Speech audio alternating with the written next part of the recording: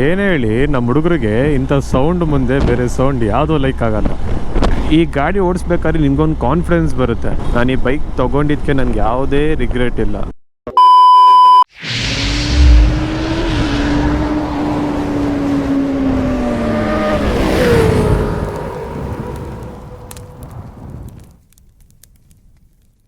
So ನಮಸ್ಕಾರ ಸ್ನೇಹಿತರೆ, welcome back to my new video. ನಮ್ಮ ಹಳೆ ವಿಡಿಯೋದಲ್ಲಿ ನಾನು ಹೇಳಿದ್ದೆ ನಾನು ಇದ್ರದ್ದು ಎಕ್ಸ್ಪಲ್ಸ್ ಓನರ್ಶಿಪ್ ರಿವ್ಯೂ ಮಾಡ್ತೇನೆ ಅಂತ. So it's time to make ownership review. ಬನ್ನಿ ಒಂದು ಪ್ಲೇಸ್ಗೆ ಹೋಗಿ ಆ ಪ್ಲೇಸ್ ತೋರಿಸಿ ಇದ್ರದ್ದು ರಿವ್ಯೂ ಮಾಡ್ತೀನಿ. ಓಹೋ, ಏನು ಸೌಂಡ್ ಇದೆ ಗಾಡಿ. Z900 ಅನ್ಸುತ್ತೆ ಗಾಡಿ.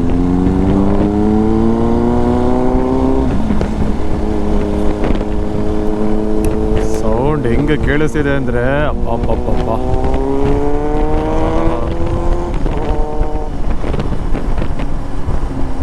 ಏನೇ ಹೇಳಿ ನಮ್ಮ ಹುಡುಗರಿಗೆ ಇಂಥ ಸೌಂಡ್ ಮುಂದೆ ಬೇರೆ ಸೌಂಡ್ ಯಾವುದೋ ಲೈಕ್ ಆಗಲ್ಲ. ನಿಮಗೆ ರೋಡಲ್ಲಿ ಬರೋದು ಯಾಕೆ ಸ್ಪೆಷಲ್ ಫೀಲ್ ಆಗುತ್ತೆ ಅಂದರೆ, ಈ ರೋಡಲ್ಲಿ ಹೆಸರುಘಟ್ಟ ಹೋಗೋ ರೋಡಲ್ಲಿ ಆಲ್ಮೋಸ್ಟ್ ನಿಮಗೆ ಮೆಜಾರಿಟಿ ತುಂಬ ಡಾಬಾಗಳು ಸಿಗುತ್ತೆ. ಊಟಕ್ಕಂತೂ ಪ್ರಾಬ್ಲಮ್ ಇಲ್ಲ ಈ ರೋಡಲ್ಲಿ. ನಾವು ಚಿಕ್ಕಬಳ್ಳಾಪುರದಿಂದ ಸ್ಟಾರ್ಟ್ ಮಾಡಿದ್ರೆ ಹೆಸರುಘಟ್ಟಕ್ಕೆ ರೀಚ್ ಆಗೋಷ್ಟರಲ್ಲಿ ಒಂದು 7-8 ಡಾಬಾ ನಮಗೆ ಸಿಗುತ್ತೆ. ನಾವು ಬಂದಿರೋದು ಪ್ಲೇಸ್ ಬಂದ್ಬಿಟ್ಟು ಹೆಸರುಘಟ್ಟ. ಇವಾಗ ನಾನು ಲೇಕ್ ವ್ಯೂ ಪಾಯಿಂಟ್ ಅಂತ ಹೋಗ್ತಾ ಇದ್ದೀನಿ. ನಾನು ಸ್ಟ್ರೈಟ್ ಹೋದರೆ ಹೆಸರುಘಟ್ಟ ಸಿಟಿ ಸಿಗುತ್ತೆ ನಿಮಗೆ. ಸೊ ಅಲ್ಲಿಂದ ಅದಕ್ಕೆ ನಾನು ರೈಟ್ ತೊಗೊಂಡೆ. ಲೇಕ್ ವ್ಯೂ ಪಾಯಿಂಟು ಪ್ಲಸ್ ಒಂದು ಟೆಂಪಲು ಇದೆ. ಇಲ್ಲಿ ಪಾರ್ಕ್ ಮಾಡಬೇಕು ಗಾಡಿನ. ಜನ ಕಮ್ಮಿ ಅಲ್ಲ ಇವತ್ತು ಸಂಡೇ. ಇವತ್ತೆಷ್ಟು ಜನ ಖಾಲಿ ಇರೋದು ನೋಡ್ತಿರೋದು. ತುಂಬ ಸಲ ಬಂದಾಗ ತುಂಬ ಜನ ಇರೋಲ್ಲ, ಅದು ವೀಕೆಂಡ್ ಬೇರೆ ಇವತ್ತು. ಇದೆ Hesaraghatta lake view point. So ಈ ಕಡೆ ನೋಡಿದ್ರೆ ನಿಮಗೆ ಫುಲ್ಲು ಕೆರೆ. ಇಲ್ಲಿ ಫಿಶಿಂಗು ಮಾಡ್ತಾರೆ. ಇಲ್ಲಿ ಇವತ್ತೇನೂ ಮಾಡ್ತಿಲ್ಲ ಅನಿಸುತ್ತೆ. ಫಿಶಿಂಗೆಲ್ಲ ನಡೆಯಿರುತ್ತೆ ಇಲ್ಲಿ. ಅಲ್ಲಿ ನಿಮ್ಮ ದೂರದಾಗ ಕಾಣಿಸ್ತಿದೆಯಲ್ಲ ಅದೇ ಟೆಂಪಲ್ಲು. ಇಲ್ಲೆಲ್ಲ ಜನ ಕೂತ್ಕೊಳ್ಳೋಕ್ಕೆಲ್ಲ ಮಾಡಿದ್ದಾರೆ. ಇವಾಗ ಎಲ್ಲ ಆರಾಮಾಗಿ ಕೂತ್ಕೊಂಡು ಒಂದೊಳ್ಳೆ ವ್ಯೂ ಪಾಯಿಂಟ್ ಎಂಜಾಯ್ ಮಾಡ್ಬೋದು ನಾವು. ಸೊ ಕಪಲ್ಸ್ ಆಗಿರ್ಬೋದು ಅಥವಾ ಫ್ಯಾಮಿಲಿ ಆಗಿರ್ಬೋದು, ಆರಾಮಾಗಿ ನೀವು ಎಂಜಾಯ್ ಮಾಡಬೇಕು ಅಂದರೆ weekend ride you can come to Hesaraghatta lake. So ದೂರದ ಟೆಂಪಲ್ ಕಾಣಿಸ್ತಿದೆ. ನಿಮ್ಗೊಂದು ಐಕಾನಿಕ್ ಒಂದು ಸ್ಪಾಟ್ ತೋರಿಸ್ತೀನಿ ಬನ್ನಿ. ಆ್ಯಕ್ಚುಲಿ ಈ ಜಾಗದಲ್ಲಿ ತುಂಬ ಮೂವೀಸ್ ಶೂಟ್ ಆಗಿದ್ದಾವೆ. ಎಸ್ಪೆಷಲಿ ಕಿರಿಕ್ ಪಾರ್ಟಿ ಶೂಟ್ ಆಗಿದೆ ಈ ಜಾಗದಲ್ಲಿ. ಅದೇ ನೋಡಿ ಟೆಂಪಲ್ಲು. ನಾನು ಅಲ್ಲಿಂದ ಹಿಂಗೆ ಇಳಿದು ಹಿಂಗೆ ತಿರ್ಗಾ ಹತ್ತಿ ಹಿಂಗೆ ಬಂದಿದ್ದು ನಾನು. ಅಲ್ಲೇನು ನಿಮಗೆ ಒಂದು ಬ್ರಿಡ್ಜ್ ಕಾಣಿಸ್ತಿದೆ ಗೊತ್ತಾ? ಆ ಬ್ರಿಡ್ಜ್ ಆ್ಯಕ್ಚುಲಿ ನಿಮಗೆಲ್ಲ ನೆನಪಿರುತ್ತೆ ಯಾವ ಮೂವಿಲಿ ಶೂಟ್ ಆಗಿರೋದು ಅಂತ. ಇಟ್ಸ್ ನಥಿಂಗ್ ಬಟ್ ಕಿರಿಕ್ ಪಾರ್ಟಿಲಿ ಒಂದು ಸಾಂಗ್ ಶೂಟ್ ಮಾಡಿದ್ದಾರೆ. ಅದೇ ಬ್ರಿಡ್ಜ್ ಅದು ಇಲ್ಲಿಗೆ ಬಂದು ಶೂಟ್ ಮಾಡಿರೋದು. ಇವಾಗ ಐ ಥಿಂಕ್ ಎಂಟ್ರಿ ಹಾಕಿಲ್ಲ, ಗೇಟೆಲ್ಲ ಹಾಕಿ ಕ್ಲೋಸ್ ಮಾಡಿದ್ದಾರೆ ಅನಿಸುತ್ತೆ. ನೋಡಿ ಕಾಣಿಸ್ತಿದೆಯಾ? ಇದೇ ಬ್ರಿಡ್ಜಲ್ಲಿ ಐ ಥಿಂಕ್ ತುಂಬ ಮೂವಿ ಶೂಟ್ ಮಾಡಿರಬೇಕು, ಗೊತ್ತಿಲ್ಲ. ಬಟ್ ನಾನು ನೋಡಿರೋದೊಂದು ಕಿರಿಕ್ ಪಾರ್ಟಿ ಸಾಂಗ್ ಮೂವಿ ಶೂಟ್. ನೀರು ಸಿಕ್ಕಾಬಟ್ಟೆ ತುಂಬ ಇದೆ ನೋಡಿ. ಅಲ್ಲಿರೋ ಮರನೇ ಅರ್ಧ ಮುಚ್ಚೋಗಿದೆ, ಅಂದರೆ ಅರ್ಧ ಅಲ್ಲ ಮುಕ್ಕಾಲು ಭಾಗ ಮುಚ್ಚೋಗಿದೆ ಮರ. ಆಳ ಇದೆ, ತುಂಬ ಆಳ ಇದೆ. ಆ ನಂಬರ್ಸ್ ಏನು ಹಾಕಿದ್ದಾರೆ ಅದು ನನಗೆ ಗೊತ್ತಿಲ್ಲ. ಅದೇನು ಮಿಲಿಮೀಟರ್ ಫೀಟಲ್ಲಿ ಹಾಕಿದ್ದಾರೋ ಇಂಚಸ್ ನಂಗೆ I don't know. So guys, ಇದೆ ಹೆಸರುಘಟ್ಟ ಮೇನ್ ಅಟ್ರಾಕ್ಷನ್ ಪಾಯಿಂಟಲ್ಲಿ ಇದೊಂದು ಟವರು, ಅದೊಂದು ಟೆಂಪಲು, ಆಮೇಲೆ ಈ lake view point. So families ಎಲ್ಲ ಬಂದರೆ ಅಲ್ಲಿ ಇಳ್ಕೊಂಡು ಹೋಗೋಕ್ಕೆ ಜಾಗ ಇದೆ. So they can enjoy the picnic spot. ಎಲ್ಲೇನು ಕಾಣಿಸ್ತಿದೆಯಲ್ಲ ಅಲ್ಲಿ. ಬಟ್ ಈಗ ನಡ್ಕೊಂಡ್ರೆ ನಾನು ತುಂಬ ದೂರ ನಡ್ಕೊಂಡು ಹೋಗ್ಬೇಕಾಗುತ್ತೆ. ಬಟ್ ಅದೇ, ನೀವು ಯಾರಾದರೂ ಇಲ್ಲಿ ಬಂದರೆ ವೀಕೆಂಡ್ ರೈಡ್ ಏನಾದ್ರು ಬಂದರೆ ಅಲ್ಲಿ ಇಳ್ಕೊಂಡು ಹೋಗಿ. ಅಲ್ಲಿ ನೀವು ಏನು ಕಾಣಿ ನೋಡಿ, ಜನ ಎಲ್ಲ ತುಂಬ ಇದ್ದಾರೆ ಅಲ್ಲಿ ಫೋಟೋಶೂಟ್ಸ್ ಮಾಡ್ಬೋದು ಅಥವಾ ಪಿಕ್ನಿಕ್ ಥರನೂ ಎಂಜಾಯ್ ಮಾಡ್ಬೋದು. ಮನೆಯಿಂದ ಊಟ ಮಾಡ್ಕೊಂಡು ಬೇಕಾದ್ರೂ ಫ್ಯಾಮಿಲಿ ಟೈಮ್ ಆರಾಮಾಗಿ ಸ್ಪೆಂಡ್ ಮಾಡ್ಬೋದು. So this is one of the weekend ride ನನಗೆ ಹತ್ತಿರ ಇರೋದು.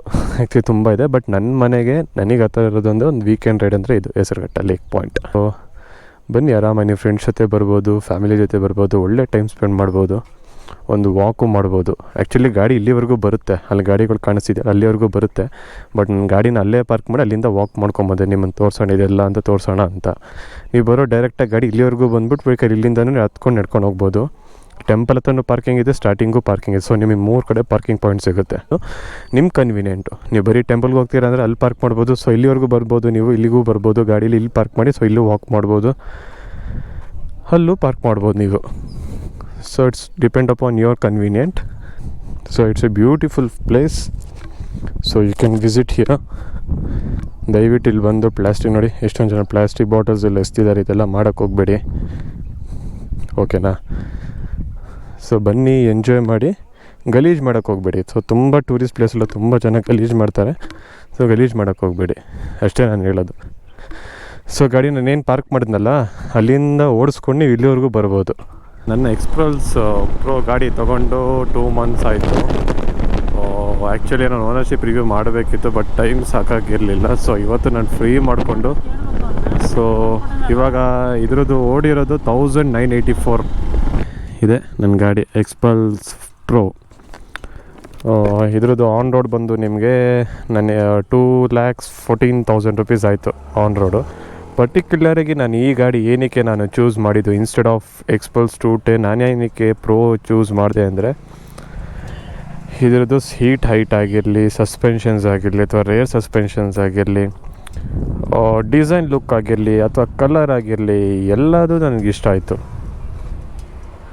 ಮೇನ್ ಅಟ್ರಾಕ್ಟಿವೇ ಇದ್ರದ್ದು ರೋಡ್ ಪ್ರೆಸೆನ್ಸ್ ಆಗಿರಲಿ, ಇದ್ರ ರೈಡಿಂಗ್ ಎಕ್ಸ್ಪೀರಿಯೆನ್ಸೇ ನಿಮಗೆ ಡಿಫ್ರೆಂಟ್ ಫೀಲ್ ಆಗುತ್ತೆ. ನಾರ್ಮಲ್ ಬೈಕ್ ಓಡಿಸೋದ್ಗೂ ಈ ಗಾಡಿ ಓಡಿಸೋದ್ಗೂ ನಿಮಗೆ ರೈಡಿಂಗ್ ಎಕ್ಸ್ಪೀರಿಯೆನ್ಸೇ ಡಿಫ್ರೆಂಟ್ ಫೀಲ್ ಆಗುತ್ತೆ.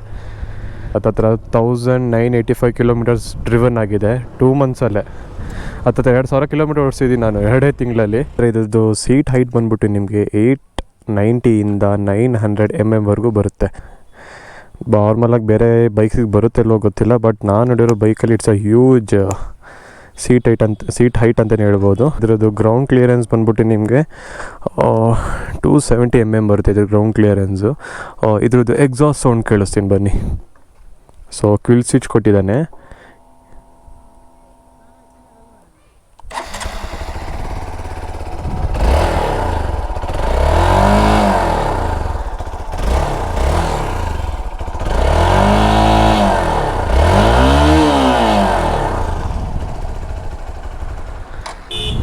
ಸೊ ಇದ್ರದ್ದು ಎಕ್ಸಾಸ್ಟ್ ಸೌಂಡ್ ನೀವು ಕೇಳಿಸ್ಕೊಂಡಿದ್ದೀರಾ. 210 ನೀವು ಆಲ್ರೆಡಿ ನೋಡಿದ್ದೀರಾ ನನ್ನ ಹಿಂದಿನ ವಿಡಿಯೋದಲ್ಲಿ. ಸೊ ಅದಕ್ಕೂ ಇದಕ್ಕೂ ಮ್ಯಾಸಿವ್ ಚೇಂಜ್ ಇದೆ. ಎಕ್ಸಾಸ್ಟ್ ಇದು ನಾರ್ಮಲ್ ಸೌಂಡು, ಅದ್ರದ್ದು ಬೇರೆಯೇ ಸೌಂಡ್ ಇದೆ exhaust sound.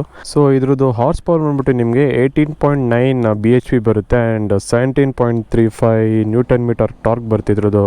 So horse power ಜಾಸ್ತಿ ಕೊಟ್ಟಿಲ್ಲ, ಬಿಕಾಸ್ ಇದನ್ನು ಮಾಡಿರೋದೇ ಮೇಯ್ನಾಗಿ ಆಫ್ ರೋಡಿಂಗು. ನೋಡಿ, ಸ್ಪೋಕ್ ವೀಲ್ಸ್ ಬರುತ್ತೆ ನಿಮಗೆ, ಫ್ರಂಟಲ್ಲಾಗಲಿ ರೇರಾಗಲಿ 2 ಸ್ಪೋಕ್ ವೀಲ್ಸ್ ಬರುತ್ತೆ. ಆ್ಯಂಡ್ ಇದಕ್ಕೆ LED ಇಂಡಿಕೇಟರ್ಸ್ ಬರುತ್ತೆ, front and rear 2 side LED ನಿಮಗೆ ಇಂಡಿಕೇಟರ್ಸ್ ಬರುತ್ತೆ. ಸೊ ನೋಡ್ಬೋದು ಇಲ್ಲಿ DRLs ಇರುತ್ತೆ, DRLಸು. ಸೊ LED ಹೆಡ್ಲ್ಯಾಂಪ್ಸ್ ಕೊಟ್ಟಿದ್ದಾನೆ ನಿಮಗೆ. ಸೊ ಇದ್ರದ್ದು ಇಂಜಿನ್ ಬಂದರೆ single cylinder oil cooled engine ಬರುತ್ತಿದ್ದು, 199cc single cylinder oil cooled engine Xpulse ಪ್ರೋದು. ಮತ್ತು ಇದ್ರದ್ದು ಫ್ರಂಟ್ ವೀಲ್ ಬಂದರೆ 21 inch ಸ್ಪೋಕ್ ವೀಲ್ ಬರುತ್ತೆ. ರೇರ್ ಬಂದ್ಬಿಟ್ಟು ನಿಮಗೆ 18 inch ಸ್ಪೋಕ್ ವೀಲ್ ಬರುತ್ತೆ.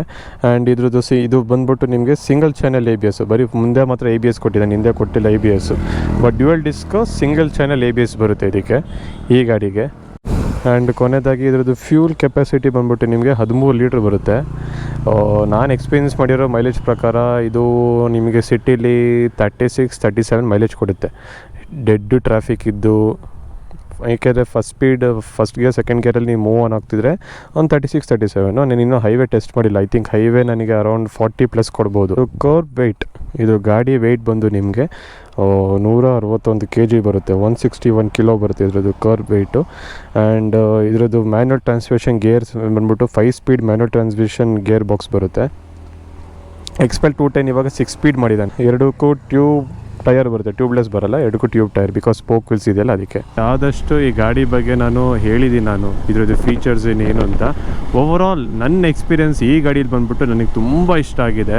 ನನಗೆಲ್ಲೂ ಎಕ್ಸ್ಪಲ್ಸ್ ಪ್ರೋ ಡಿಸಪಾಯಿಂಟ್ ಮಾಡಿಲ್ಲ. ಎಸ್ಪೆಷಲಿ ನಿಮಗೆ ಕಂಫರ್ಟ್ನೆಸ್ ತುಂಬ ಚೆನ್ನಾಗಿದೆ. ನೀವು ಟ್ರಾಫಿಕಲ್ಲಿ, ಎಸ್ಪೆಷಲಿ ನೀವು ಬೆಂಗಳೂರು ಸಿಟಿ ರೋಡ್ಸಲ್ಲಿ ಓಡಿಸ್ತೀರಾ ಅಂದರೆ ಕಂಫರ್ಟ್ನೆಸ್ ಮತ್ತು ಆಸಮ್ ಆಗಿದೆ. ಆ್ಯಂಡ್ ನೀವು ರೈಡ್ ಹೋಗ್ಬೇಕಂದ್ರೂ ಆರಾಮಾಗಿ ರೈಡ್ ಹೋಗ್ಬೋದು, ಆಫ್ ರೋಡಿಂಗ್ ಹೋಗ್ಬೇಕು ಅಂದ್ರೂ ಆಫ್ ರೋಡಿಂಗ್ ಹೋಗ್ಬೋದು. ಸೊ ಇದು ಒಂಥರ ಆಲ್ ಇನ್ ಒನ್. ಏನಕ್ಕಂದರೆ ಒಂದು ವೆಯ್ಟ್ಲೆಸ್, ಬರೀ 161 kg ಇದ್ರ ಕರ್ವ್ ವೆಯ್ಟ್ ಬರುತ್ತೆ. ಸೊ ವೆಯ್ಟ್ಲೆಸ್ಸು, ಸೊ ನಿಮ್ಗೆ ಅಷ್ಟು ಹೆವಿ ಅಂತಲೂ ಅನಿಸಲ್ಲ ನಿಮಗೆ. ಆ್ಯಂಡ್ ಯಾವುದಾದ್ರು ಹಂಪ್ ಬರಲಿ, ಹಳ್ಳ ಬರಲಿ, ಅಷ್ಟು ಫೀಲ್ ಆಗಲ್ಲ ಈ ಗಾಡೀಲಿ.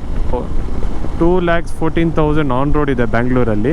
ಈ ಬಜೆಟ್ಟಿಗೆ ನನ್ನ ಪ್ರಕಾರ ಇದೊಂಥರ best bike, 200cc best bike ಅಂತ ಹೇಳ್ಬೋದು. ಪವರು ಇವಾಗ ನೋಡಿ KTM 200 ನಿಮಗೆ 23 BHP ಬರುತ್ತೆ, ಇದಕ್ಕೆ 19 BHP ಬರುತ್ತೆ. ಸೊ ಪವರ್ ಏನಿಗೆ ಜಾಸ್ತಿ ಕೊಟ್ಟಿಲ್ಲ ಅಂದರೆ ಇದು ಮೇನ್ ಮಾಡಿರೋದು ಈ ಗಾಡಿ ಆಫ್ ರೋಡಿಂಗಿಗೆ. ಸೊ ಪವರ್ ಇದೆ, ಇಲ್ಲ ಅಂತಿಲ್ಲ, ಬಟ್ KTM ಡ್ಯೂಕ್ ಅಷ್ಟು ಕೊಡೋಲ್ಲ ನಿಮಗೆ ಪವರ್ ಇದರಲ್ಲಿ. ಸೊ ನನ್ನ ಸಜೆಷನ್, ನೀವು ಆಫ್ ರೋಡಿಂಗು ಹೋಗಬೇಕು, ಬ್ಯಾಂಗ್ಳೂರ್ ಸಿಟಿ ರೋಡ್ಸಲ್ಲೂ ಓಡಿಸ್ಬೇಕು ಆ್ಯಂಡ್ ರೈಡ್ ಹೋಗಬೇಕು ಅಂದರೆ Xpulse Pro is a better option. But ನಿಮ್ಮ ಹೈಟ್ ಬಂದ್ಬಿಟ್ಟು ಆಲ್ಮೋಸ್ಟ್ 6 ಫೀಟ್ ಮೇಲಿರಬೇಕು, ಅಥವಾ 5.12 5.11 ಆದರೆ ಟಿಪ್ಟೋ. 6 ಮೇಲಿದ್ರೆ ಆರಾಮಾಗಿ ಗ್ರೌಂಡ್ ಫುಟ್ ಮಾಡ್ತೀರಾ, 2 ಕಾಲೂ ಆರಾಮಾಗಿ ನೀವು ಟಚ್ ಮಾಡ್ತೀರಾ. ಸೊ ನನ್ನ ಸಜೆಷನ್, ಹೈಟ್ ಕಮ್ಮಿ ಇರೋರು ಈ ಗಾಡಿ ಕಡೆ ಹೋಗೋಕ್ಕೆ ಹೋಗ್ಬೇಡಿ, ಯಾಕಂದ್ರೆ ತುಂಬ ಹೈಟ್ ಇದೆ ಗಾಡಿ ಇದು. 5.8 5.6 5.7 ಈ ಗಾಡಿ ಹ್ಯಾಂಡಲ್ ಮಾಡಿ ಸ್ವಲ್ಪ ಕಷ್ಟ ಆಗ್ಬೋದು ನಿಮಗೆ due to height difference. But 6 ಮೇಲೆ ಅಥವಾ 5.11 5.12 6 ಮೇಲೆ ಇರೋರು ಆರಾಮಾಗಿ ಈ ಗಾಡಿ ತೊಗೋಬೋದು, ಏನು ಪ್ರಾಬ್ಲಮ್ ಇಲ್ಲ. ಈ ಗಾಡಿ ಓಡಿಸ್ಬೇಕಾದ್ರೆ ನಿಮ್ಗೊಂದು ಕಾನ್ಫಿಡೆನ್ಸ್ ಬರುತ್ತೆ. ಯಾವ ಥರ ಕಾನ್ಫಿಡೆನ್ಸ್ ಅಂದರೆ, ಇಂಥ ಜಾಗಕ್ಕೆ ಹೋಗೋಕ್ಕಾಗಲ್ಲ ಅಂತ ಹೇಳೋಕ್ಕಾಗಲ್ಲ, ಎಲ್ಲಿ ಬೇಕಾದ್ರೂ ಹೋಗ್ಬೋದು ಈ ಗಾಡೀಲಿ. ಇವಾಗ ಯಾವ್ದಾದ್ರು ಮಣ್ಣು ರೋಡ್ ಬಂತ ಅಥವಾ ಯಾವ್ದಾದ್ರು ಕೆಸರು ರೋಡ್ ಬಂತ, ಅಯ್ಯೋ ಹೋಗ್ಬೇಕಲ್ಲ ಅಂತ ನೀವು ಯೋಚನೆ ಮಾಡೋಂಗಿಲ್ಲ. ಇನ್ನೂ ಇದು ಗಾಡಿ ಖುಷಿಯಾಗುತ್ತೆ, ನಡಿ ಆ ರೋಡಲ್ಲಿ ಹೋಗೋಣ ಅಂಥ ಗಾಡಿ ಇದು ಎಕ್ಸ್ಪಲ್ಸ್ ಪ್ರೋ. ಏನಕ್ಕೆ ಮೇಯ್ನಾಗಿ ಮಾಡಿರೋದು ಅಂಥ ರೋಡ್ಗಳಿಗೆ. ನಾನು ಈ ಬೈಕ್ ತೊಗೊಂಡಿದ್ದಕ್ಕೆ ನನಗೆ ಯಾವುದೇ ರಿಗ್ರೆಟ್ ಇಲ್ಲ. ಒಂದ್ಸಲ ರಿಗ್ರೆಟ್ ಆಗುತ್ತೆ ಯಾಕಾದ್ರೆ ಈ ಬೈಕ್ ತೊಗೊಂಡಿದ್ದೆ, ಬಟ್ ಸೀರಿಯಸ್ಲಿ ನನಗೊಂದು ಚೂರು ರಿಗ್ರೆಟ್ ಇಲ್ಲ ಎಕ್ಸ್ಪಲ್ಸ್ ಪ್ರೋ. ಯಾಕೆ ನಾನು ತೊಗೊಂಡಿದ್ದೀನಿ ಅಂತನಲ್ಲ, but I am feeling good while riding this bike. ಮನೆ ಕಡೆ ಹೋಗೋ ಟೈಮ್ ಆಯಿತು, ಮಳೆ ಬಂದುಬಿಟ್ರೆ ಕಷ್ಟ ಆಗುತ್ತೆ. So hope you guys like the video. ಎಲ್ರಿಗೂ ವಿಡಿಯೋ ಇಷ್ಟ ಆಗಿದೆ ಅಂತ ಅನ್ಕೋತೀನಿ. ಸೊ ದಯವಿಟ್ಟು ಎಲ್ಲರೂ ಲೈಕ್ ಮಾಡಿ, ಶೇರ್ ಮಾಡಿ ಹಾಗೂ ಸಬ್ಸ್ಕ್ರೈಬ್ ಮಾಡಿ. ಬೆಲ್ ಐಕನ್ನ ಕ್ಲಿಕ್ ಮಾಡಿ, ನೋಟಿಫಿಕೇಷನ್ ಬರುತ್ತೆ. ಸೊ ಮುಂದಿನ ವಿಡಿಯೋದಲ್ಲಿ ಸಿಗೋಣ. ಅಲ್ಲಿವರೆಗೂ ಟೇಕ್ ಕೇರ್, ಬಾಯ್.